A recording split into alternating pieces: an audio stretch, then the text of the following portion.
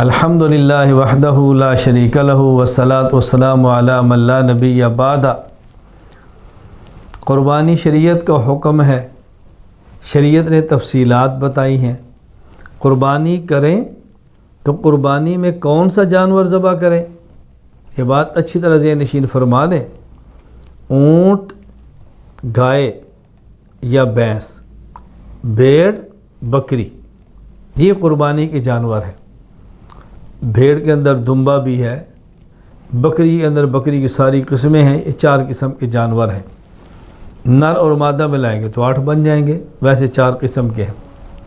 Number 1 اونٹ، number 2 گائے اور بھینس، نمبر 3 بھیڑ دمبا، نمبر 4 بکری کی ساری قسمیں، یہ جانور ہیں۔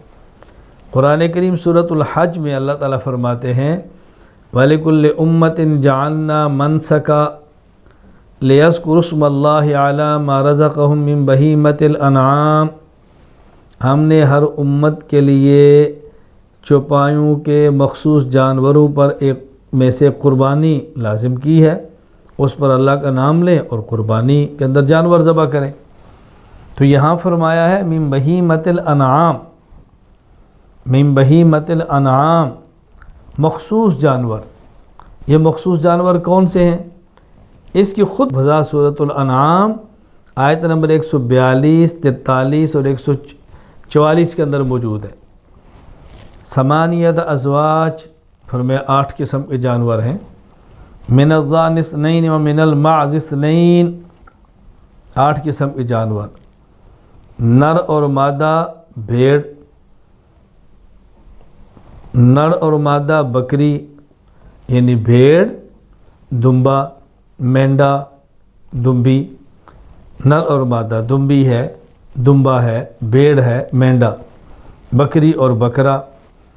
اسی طرح آگے فرمایا وَمِنَ الْإِبِلِ اثْنَيْنِ، اونٹ نر اور مادہ، وَمِنَ الْبَقَرِ اثْنَيْنِ، گائے نر اور مادہ۔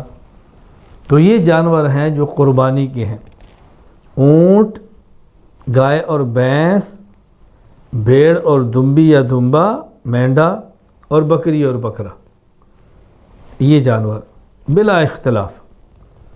گائے کے علاوہ بھینس کے اندر بھی قربانی کرنی چاہیے، بھینس قربانی کا جانور ہے، اس پر مستقل ہمارے دلائل آ رہے ہیں انشاءاللہ العزیز۔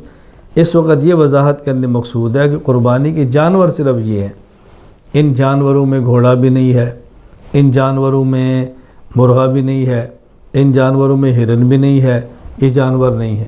یہ جانور ہیں جو آپ نے قربانی کے اندر کرنے ہیں، اونٹ، اونٹنی، گائے، بیل، بھینس، کٹا، بھینسا، بھیڑ، مینڈا، دمبی، دمبا، بکری، بکرا، یہ جانور ہیں۔